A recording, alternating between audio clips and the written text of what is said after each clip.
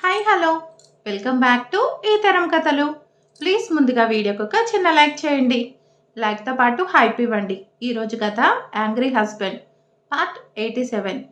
కథను రచించిన వారు సుజాత గారు, వాయిస్ ఓవర్ శ్వేత. ఇక లేట్ చేయకుండా స్టోరీలోకి వెళ్ళిపోదాం. ఇక దక్ష జై గురించి ఏం తెలుసుకుందో తెలీదు, కానీ జై మాత్రం దక్ష గురించి పూర్తిగా తెలుసుకున్నాడు.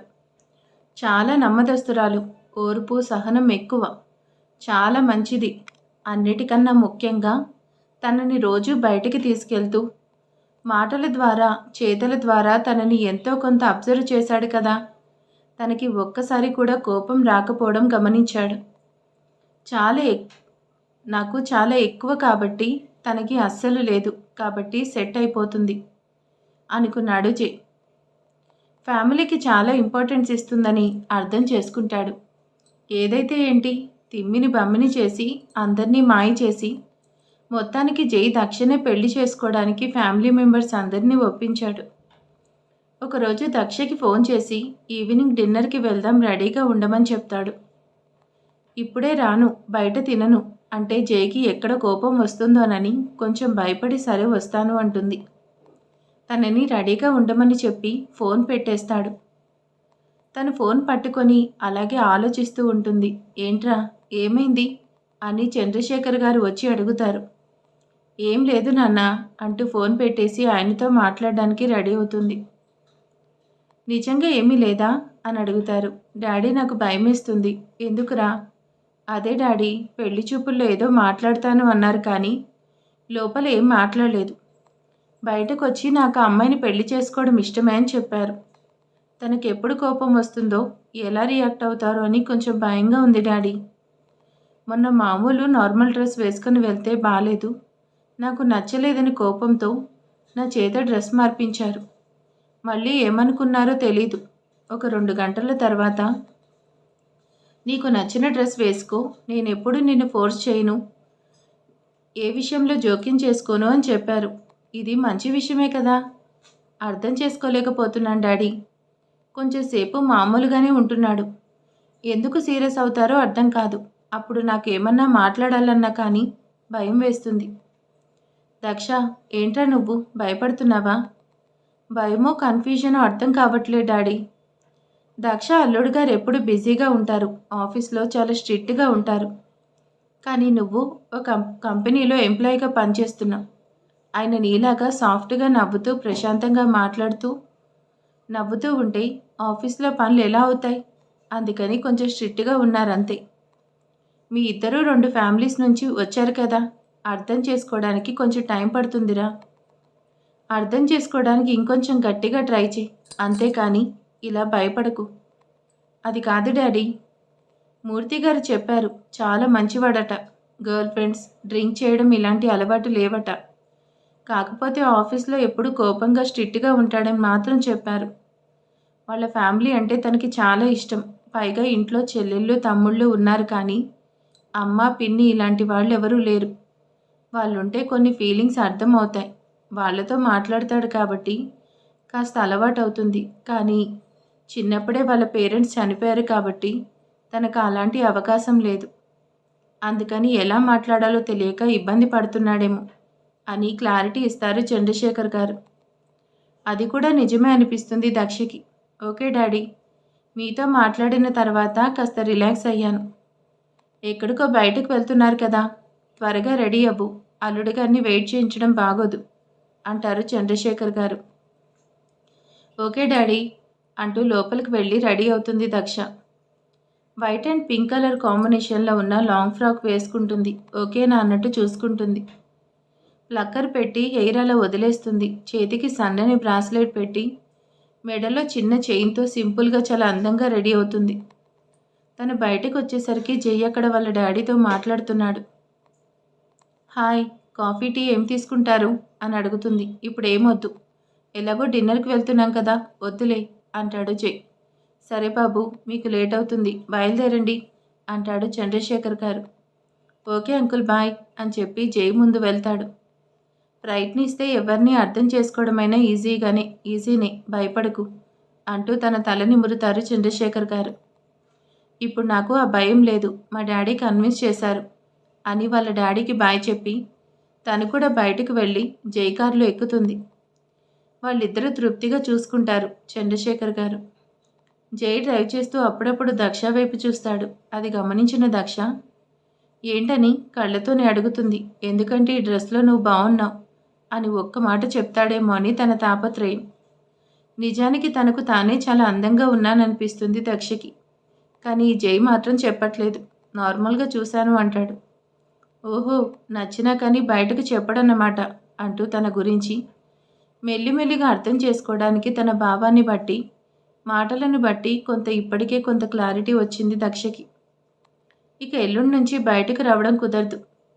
పెళ్ళికి ఇంకా వారం రోజులు టైం ఉంది కదా, బయటికి ఎందుకు రాకూడదు అని అడుగుతాడు. అంటే ఎల్లుండి పెళ్లి కూతుర్ని చేస్తారు. పెళ్లి కూతుర్ని చేసిన తర్వాత ఆ అమ్మాయిని బయటకు పంపరు. ఓహో అలాగా అంటాడు. నిజానికి ఈ విషయం జైకి తెలీదు, కానీ ఓకే అంటాడు. నా షాపింగ్ అయిపోయింది, మరి మీదైపోయిందా? అన్నీ కొన్నారా? అమ్మాయిల షాపింగ్ అంటే టైం పడుతుంది, నాదేముంది, సింపుల్గా ఒకసారి నార్మల్ డ్రెస్సులు కొని పక్కన పెట్టేశాను, ఇంకేముంది అని చాలా ఈజీగా అంటాడు. పెళ్ళంటే డ్రెస్లేనా, ఇంకేముండవా అని మనసులో అనుకుని ఫాస్ట్గా పూర్తి చేశారే అంటుంది.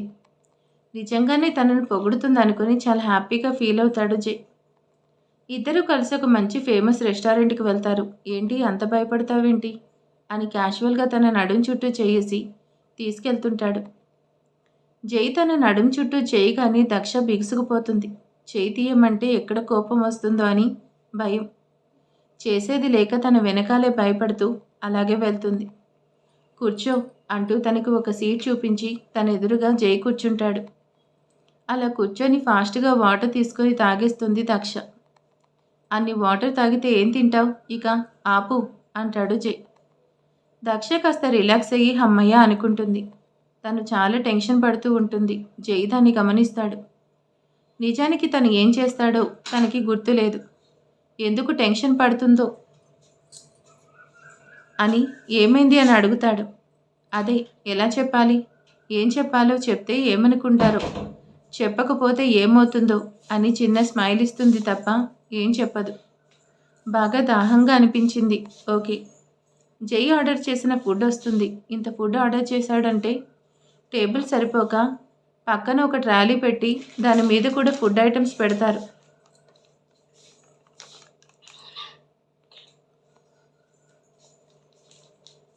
మన ఫ్యామిలీ మెంబర్స్ అందరూ వస్తున్నారా అని అడుగుతుంది దక్ష. నో మనమిద్దరమే అంటాడు. వాటర్ ఎవరికి? మన ఇద్దరికి ఇన్ని ఐటమ్స్ ఎందుకు, ఎంత ట్రై చేసి ఇవన్నీ తినలేం కదా. ఇట్స్ ఓకే, ఏం పర్వాలేదులే, నీకేది కావాలో అది తిను అని చాలా లైట్ తీసుకుంటాడు జై. కానీ దక్షకి మాత్రం ఎన్ని ఐటమ్స్ ఎంత వేస్ట్ అయిపోతుందో అని, డబ్బు గురించి కాదు కానీ ఫుడ్ వేస్ట్ అవుతుందని ఫీల్ అవుతుంది. పాపం దక్షకి బయట ఫుడ్ అంతగా పడదు, కానీ తీసుకొచ్చాడు కదా, తినకపోతే తను ఫీల్ అవుతాడని అన్నీ లైట్గా కొద్దిగా తింటుంది. జై కూడా ఏమీ అనడు, కానీ తన వైపు ఇష్టంగా చూస్తూ ఉంటాడు.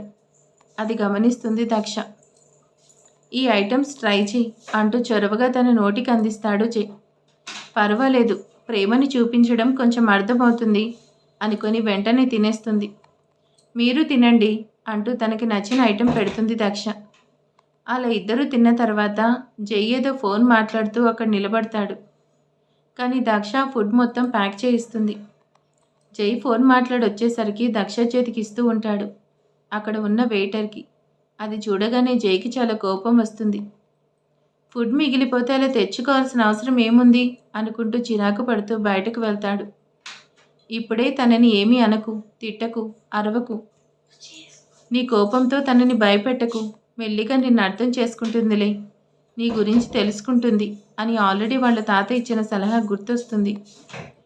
దక్ష చేసిన పని అస్సలు నచ్చదు జైకి. చాలా సీరియస్గా కోపంగా డ్రైవ్ చేస్తూ వాళ్ళ ఇంటి దగ్గర తనని డ్రాప్ చేసి ఒక్క మాట కూడా మాట్లాడకుండా వెనక్కి వెళ్ళిపోతాడు.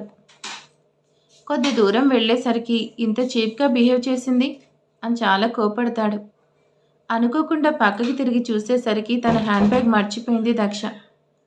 సరేలే వెళ్ళి ఇచ్చేద్దామంటూ వెనక్కి వస్తాడు. వెనక్కి వచ్చేసరికి వాళ్ళ ఇంటి దగ్గరలో ఉన్న గుడి దగ్గర బెగ్గర్స్‌కి ఆ ప్యాకెట్స్ ఇస్తూ ఉంటుంది. అది చూడగానే చాలా సంతోషపడతాడు. అప్పటిదాకా ఉన్న కోపం ఎగిరిపోతుంది జైకి. కారుకి ఆనుకొని 2 చేతులు ఫోల్డ్ చేసి తను చేసే పనిని చాలా అపురూపంగా చూస్తుంటాడు. వేస్ట్ చేయకుండా ఫుడ్ ప్యాక్ చేయించుకొని అలా బెగ్గర్స్‌కి ఇస్తుంటే కారుకి ఆనుకొని హ్యాండ్స్ ఫోల్డ్ చేసి అలాగే చూస్తూ ఉంటాడు జై. అలా ఇవ్వడం పూర్తి కాగానే వెనక్కి తిరిగేసరికి జై కనిపిస్తాడు. అంటే చాలా ఫుడ్ వేస్ట్‌గా డస్ట్‌బిన్‌లో పడేస్తారు కదా! అదే వీళ్ళకిస్తే వాళ్ళ కడుపు నిండుతుంది కదా! అందుకే అలా చేశాను. ఏదో తప్పు చేసినట్టు ఎక్స్‌ప్రెషన్ ఇస్తున్నారేంటి? అంటే నేను ప్యాక్ చేస్తుంటే మీరు సీరియస్‌గా చూసారు కదా! కోపం వచ్చిందేమో అనుకున్నాను. కానీ ఫుడ్ అలా వేస్ట్ అవుతుంటే చూడలేక మీ కోపం వచ్చినా పర్వాలేదని ప్యాక్ చేయించాను. అదేం లేదులే తీసుకో అని హ్యాండ్ బ్యాగ్ తన చేతికిస్తాడు. ఫుడ్ ప్యాకెట్స్ పట్టుకొని దీన్నొదిలేశాను అంటూ తీసుకుంటుంది. కదా! ఇంటి దగ్గర డ్రాప్ చేస్తాను. 10 అడుగులు వేస్తే మా ఇల్లొస్తుంది. నేను వెళ్తాలే అంటుంది. అక్కడి నుంచి ఇద్దరూ నడుస్తూ వస్తుంటారు. రోడ్డు మీద ఎవరూ ఉండరు. చాలా టైం అయింది కదా! ఈ కొంచెం దూరం కూడా తనని ఒంటరిగా వదల్లేక తన వెనకే వస్తూ ఉంటాడు జై. దక్ష నువ్వు నాకు బాగా నచ్చావు అంటాడు. థ్యాంక్స్ అని చెప్పడం కూడా మర్చిపోయి కళ్ళు నోరు పెద్దవి చేసి చూస్తూ ఉంటుంది దక్ష. ఏమైంది? నువ్వు నచ్చావని చెప్పినా కానీ ఇంత షాక్ అవుతున్నావు? పెళ్లి చూపుల్లో ఆ మాట చెప్పకుండానే ఎంగేజ్మెంట్ చేసుకున్నారు. ఇన్ని రోజుల నుండి బయటికి వెళ్తున్నా ఒక్కరోజు కూడా నువ్వు బాగున్నావు అని, నీ డ్రెస్ బాగుందని అలా ఏమీ చెప్పలేదు. ఇవాళ చెప్పేసరికి ఆశ్చర్యంగా ఉంది. నేను నీ వెంట తిరిగానని చెప్పడానికి మా అబ్బాయి గారికి ఇగో ఒప్పుకోదుగా. ఆ గుడికి వాళ్ళ ఇంటికి మధ్యలో నడుస్తూ ఉండగా సడన్గా తన నడుం చుట్టూ చేయి వేసి దక్షని దగ్గరికి తీసుకుంటాడు. అలా చేస్తాడని ఊహించని దక్ష కొంచెం షాక్ అవుతుంది. కలవరపాటుకి గురవుతుంది. అలా దగ్గరికి వచ్చి తన నుదిటి మీద ముద్దు పెడతాడు. ముద్దు పెట్టుకునేటప్పుడు కూడా ఈ మానవుడు నవ్వడా? సీరియస్నెస్ బాగా మెయింటైన్ చేస్తాడనుకుని జై కళ్ళలోకి చూడక సిగ్గుపడుతుంది. ఇంకా ముందుకొచ్చి తన పెదవులు అందుకోబోతుంటే దక్ష జై పెదవులకు తన చెయ్యి అడ్డుపెట్టి పెళ్లి తర్వాత అక్కడ ముద్దు పెట్టుకోవచ్చు, ఇక బయలుదేరండి, చాలా లేట్ అయింది. అంతనంటావా? అంతే కదా మరి. దక్ష మీ డాడీ అనగానే దక్ష అటువైపు చూస్తుంది. అటువైపు తిరగగానే వెంటనే ఫేస్ని మళ్ళీ తన వైపు తిప్పుకొని తన పెదవుల మీద ముద్దు పెట్టేసి ఫాస్ట్గా వెళ్ళి కార్ దగ్గర నిలబడతాడు. దక్ష కొంచెం తేరుకొని తన పెదవులు తుడుచుకుంటూ సిగ్గుతో నవ్వుతూ జై వైపు చూస్తుంది. ఇంట్లోకి వెళ్ళమని సైగ చేస్తాడు. తను ఇంకొంచెం ముందుకు వెళ్ళి వాళ్ళ ఇంట్లోకి వెళ్తూ జై వైపు చూసి నేను వెళ్తున్నాను, మీరు కూడా వెళ్ళండి అని సైగ చేసి వెళ్ళిపోతుంది. దక్ష లోపలికి వెళ్ళిన తర్వాతే జై కార్ స్టార్ట్ చేసుకుని వెళ్ళిపోతాడు. ఇవాళ దక్షకి ముద్దు పెట్టాను. అప్రయత్నంగా తన పెదవుల పైన ఒక చిన్న చిరునవ్వు వచ్చి చేరుతుంది. నేను కోరుకున్న అమ్మాయి నా లైఫ్లోకి వస్తుందని చాలా హ్యాపీగా ఫీల్ అవుతున్నాడు జై. ఇక ఇంటికి వెళ్ళి ఇప్పుడు జరిగిందంతా తలుచుకుని హ్యాపీగా నిద్రపోతాడు. పర్వాలేదు, కొంచెం ఓపెన్ అవుతున్నాడు. కనీసం నా దగ్గర కూడా మాట్లాడకపోతే ఎలాగా అనుకుంటుంది దక్ష. నిజమేలే, మా నాన్న చెప్పారు కదా వాళ్ళ ఇంటి పరిస్థితుల గురించి. అంటే తనతో ఇంకా క్లోజ్గా ప్రేమగా ఉంటే తనే మనసు తెలుసుకోవచ్చు అనుకుని హాయిగా నిద్రపోతుంది దక్ష. పొద్దున్నే తాతగారు అందరూ బ్రేక్ఫాస్ట్ చేస్తుండగా అక్కడొచ్చి కూర్చొని ఇంటికి కొత్తగా కోడలు రాబోతుంది, మీ అందరూ తనతో ప్రేమగా ఉండాలి. జై, ముఖ్యంగా నువ్వు. ఏముంది తాతయ్య, పెళ్ళవుతుంది కాబట్టి ఇక్కడికి వస్తుంది అని చాలా నార్మల్గా చెప్తాడు. 24 ఏళ్ళు ఎక్కడో పెరిగి సడన్గా మన ఇంటికి వచ్చినప్పుడు కొంచెం కొత్తగానే ఉంటుంది. పద్ధతులు అలవాట్లు అన్నీ వేరుగా ఉంటాయి కదా. నువ్వు తన మీద కోపడకుండా విసుక్కోకుండా నిదానంగా చెప్పడం అలవాటు చేసుకోవాలి. జై అవునని కాదని చెప్పకుండా బాయ్ అని చెప్పి వెళ్ళిపోతాడు. ఏంటి నాన్న వాడు ఏమైనా చిన్నపిల్లడా? ఎన్నిసార్లు చెప్తున్నావు? వాడి కోపం వస్తే ఏం చేస్తాడో అర్థం కాదు. ఒకవేళ ఆ కోపంలో తనని ఏమైనా అంటే వాళ్ళిద్దరి మధ్య చిన్న చిన్న గొడవలు వస్తూనే ఉంటాయి కదా, అదే నా భయం. ఇంట్లో వాళ్ళ అమ్మాయినా ఉంటే జైకి సర్ది చెప్తుంది, కానీ ఇప్పుడు అలా కాదు కదా. ఎవరు చెప్పినా వాడు వినడు. ఒకవేళ అమ్మాయిని ఏదైనా అంటే అప్పుడు గొడవ ఎక్కడ పెద్దదవుతుందో అని నేను ముందుగానే భయపడుతున్నాను అంటారు తాతగారు. ఏం కాదులే తాతయ్య, మేమందరం ఉన్నాం కదా అని ఆది రాకి చెప్పడంతో వెరీ గుడ్ అని మెచ్చుకుంటూ వెళ్ళిపోతారు తాతగారు. పాపం ఈ విశ్వామిత్రుడిని చేసుకోబోయే అమ్మాయికి ఎన్ని కష్టాలు పడాలో ఏంటో అంటుంది రమ్య. హలో, మా అన్న ఏమీ అంత చెడ్డవాడు కాదు. భార్యని ఏమీ ఇబ్బంది పెట్టడు. తనని ఇంకా ప్రేమగా చూసుకుంటాడు. నువ్వు చూస్తూ ఉండు అని వాదిస్తుంది ఐశ్వర్య. అమ్మ తల్లి, ముందు ప్రేమగా చూసుకోవడం తర్వాత. కానీ మీ అన్నయ్యని ఆ అమ్మాయి కనిపించినప్పుడు ఒక చిన్న చిరునవ్వు నవ్వమను, అది చాలు. అది నిజమే కదా అనుకొని అందరూ పాపం అంటూ దక్ష గురించి జాలి పడతారు. రేపు పెళ్లి కూతుర్ని చేస్తారు, రానని చెప్పింది కాబట్టి ఇవాళ తనని కలవాల్సిందే అనుకుంటాడు జై. తనకి ఫోన్ చేస్తాడు ఎక్కడున్నావని. బొటిక్లో ఉన్నానని చెప్తుంది. సరే కలవాలి, ఎప్పుడు కలుద్దామంటే 2 గంటల తర్వాత టైం చెప్తుంది. ఏంటో ఈ అమ్మాయిలు, బొటిక్లో 2 గంటలు ఏం చేస్తారు అనుకొని విసుక్కుంటాడు జై. 2 గంటల తర్వాత తను ఎక్కడుందో చెప్తుంది. దక్ష 10 నిమిషాలు అక్కడికి వస్తాడు జై. అయినా బొటిక్లో అంతసేపు ఏం చేస్తున్నావు? బ్లౌజులు చెక్ చేసుకుంటున్నా అని జైతో ఎలా చెప్తుంది? అందుకని కొన్ని పనులున్నాయి, అవన్నీ చూసుకుంటున్నాను అంటుంది.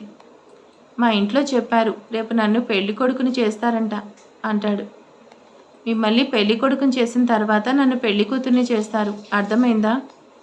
ఓహో, దీనికి ఇన్ని ఫార్మాలిటీస్ ఉంటాయా? నాకు తెలీదు అంటాడు. జై అలా పక్కన కూర్చుంటే రాత్రి తను పెట్టిన ముద్దు గుర్తొస్తుంది దక్షకి. అది గుర్తు రాగానే మదిలో చిన్న అలచడి మొదలవుతుంది. జై వైపు చూడలేక ఎటో చూస్తూ ఉంటుంది. సో ఇక మనం కలవడం కుదరదు, డైరెక్ట్గా పెళ్లిలోనే. ఆ తర్వాత ఇక నువ్వు మా ఇంటికి వస్తావు, నాతోనే కదా అంటాడు. అవును అవును అంటుంది. ఆఫీస్ నుంచి జైకి ఏదో ఫోన్ రావడంతో నిన్ను డ్రాప్ చేసి నేను వెళ్తాను అంటాడు. పర్వాలేదు, మీరు వెళ్ళండి, నేను ఆటోలో వెళ్ళిపోతాను. వెళ్ళగానే ఫోన్ చేయి అని తనకి జాగ్రత్త చెప్పి మరీ వెళ్తాడు జై. తెల్లారి పొద్దున మూర్తిగారి వైఫ్ ఆధ్వర్యంలో జై పెళ్లి కొడుకుని చేసే కార్యక్రమాన్ని పూర్తి చేస్తారు. మామూలుగా అయితే పెళ్లి కొడుకుని చేయడం ఈవెంట్స్ ఇలా హంగామా ఉంటుంది, కానీ ఎవరో ఒకరు వెళ్ళి జై మీద పసుపు నీళ్లు పోయడానికి ఇక్కడ ఉన్న వాళ్ళకి ధైర్యం చాలట్లేదు. అందుకని చాలా సింపుల్గా అయిపోయింది జైని పెళ్లి కొడుకుని చేసే కార్యక్రమం. అలాగే దక్షని కూడా పెళ్లి కూతుర్ని చేస్తారు. దక్ష ఫ్రెండ్స్ అలాగే శ్రేష్ఠ కూడా తన ఫ్రెండ్స్ని పిలుస్తుంది. ఇక వాళ్ళైతే హల్దీ ఫంక్షన్, మంగళ స్నానానికి ఈవెంట్స్, ఇంటి దగ్గర అందరినీ పిలిచి పేరంటం చేయడం, ఇలా అన్నీ చేస్తారు. ఆ వీడియో జైకి పంపిస్తుంది దక్ష. అది చూడగానే చాలా సందడిగా అనిపించింది. ఇంత సరదాగా జరుపుకుంటారా ఫంక్షన్ అనిపిస్తుంది. శ్రేష్ఠ వాళ్ళ ఫ్రెండ్స్ అందరూ దక్ష మీద నీళ్లు పోయడం, పసుపు రాయడం, చల్లడం, తనని ఆట పట్టించడం, ఇవన్నీ చూసి బాగా ఎంజాయ్ చేస్తున్నావంటూ మెసేజ్ పెడతాడు. పెళ్ళంటే ఈ మాత్రం సరదాగా లేకుండా ఎలా ఉంటుంది? అందరం చాలా సరదాగా ఎంజాయ్ చేశాం, ఓకే అని మెసేజ్ పెట్టి ఫోన్ పక్కన పెట్టేస్తాడు. మన ఇంట్లో ఫంక్షన్ కూడా అంత సరదాగా జరిగితే బాగుంటుంది కదా అని జైకి ఆలోచన వస్తుంది. ఇంట్లో కూడా చాలామంది ఉన్నారు కదా, మరి వాళ్ళు ఎందుకు సైలెంట్గా ఉన్నారు అనుకుంటాడు. ఇక అందరినీ పిలిచి, రేపు మెహందీ, సంగీత్ ఉన్నాయి కదా, మీ ఫ్రెండ్స్ అందరినీ పిలుచుకోండి, ఇల్లంతా సందడిగా ఉండాలి, అందరూ ఉంటేనే బాగుంటుంది. మీ అందరూ మీ ఫ్రెండ్స్ అందరినీ పిలవండి, పెళ్ళయ్యే వరకు అందరూ ఇక్కడే ఉండేలా ప్లాన్ చేసుకొని రమ్మని చెప్పండి. అందరూ అవునని కాదని సమాధానం చెప్పకుండా ఆశ్చర్యంగా చూస్తున్నారు. ఏంట్రా, నేను మీతోనే మాట్లాడుతున్నాను, సమాధానం చెప్పండి అంటాడు జై. అంతమంది వచ్చినప్పుడు కొంచెం గొడవగానే ఉంటుంది, కానీ అలా గోలగోలగా ఉంటే నీకు నచ్చదు కదా.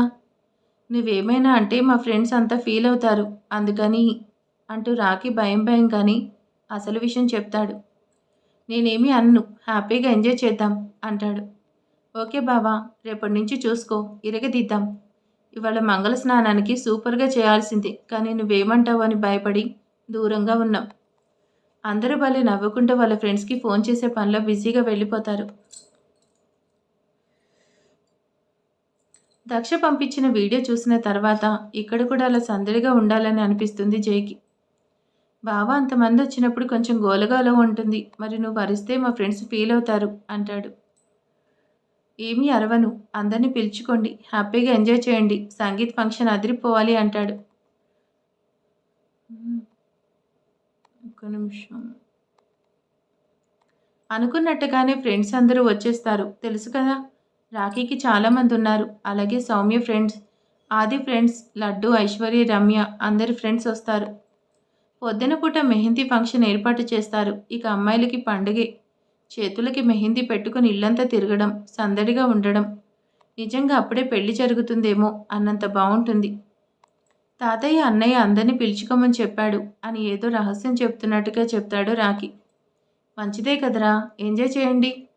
ఇక జై చేతిలో కూడా మెహందీ పెట్టడానికి ట్రై చేస్తే ఫస్ట్ వద్దంటాడు. బావా, పెళ్ళికి మెహందీ ఉండాలి, ఒకసారి పెట్టించుకో. పైగా తన మీద చాలా ప్రేమ ఉందని అక్క మురుసుకుపోతుంది అని చెప్పడంతో సైలెంట్గా పెట్టించుకుంటాడు.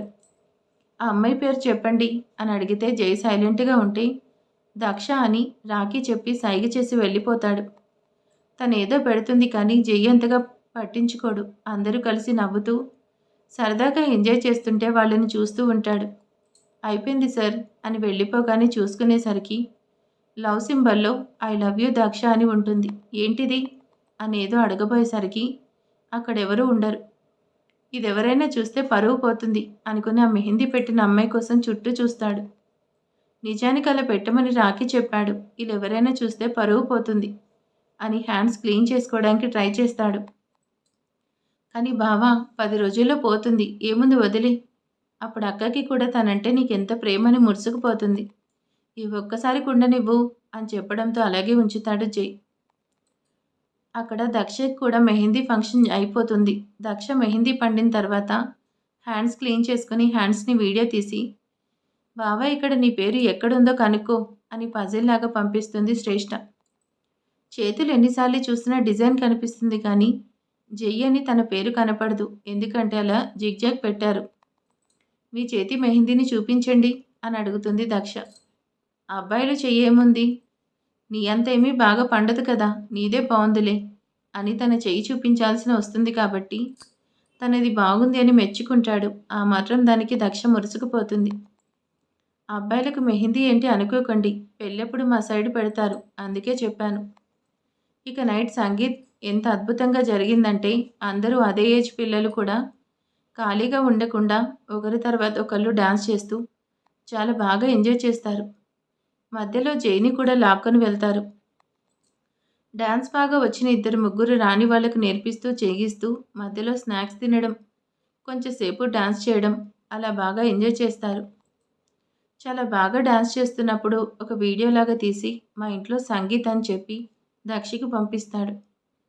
ఇప్పుడు తనకి హ్యాపీగా ఉంది. ఎందుకంటే దక్ష మంగళ స్నానాలు ఫోటో పంపించినప్పుడు చాలా ఫీల్ అయ్యాడు. ఇప్పుడు వాళ్ళింట్లో కూడా హ్యాపీగా జరిగేసరికి తన ఈగో సాటిస్ఫై అయింది. ఇక 2 చోట్ల పెళ్లి హడావిడి మొదలైంది. చూస్తుండగానే పెళ్లి రోజు వచ్చేసింది. వీళ్ళిద్దరూ మాత్రం వీడియో కాల్స్ని బాగా యూజ్ చేసుకుంటున్నారు. అది కూడా ఎవరూ లేనప్పుడు మాత్రమే చేస్తాడు. ఎవరైనా ఉంటే తనని ఏడిపిస్తారని కొద్దిగా భయం ఉంది. కానీ మిగిలిన వాళ్ళు అంత సాహసం చేయరు.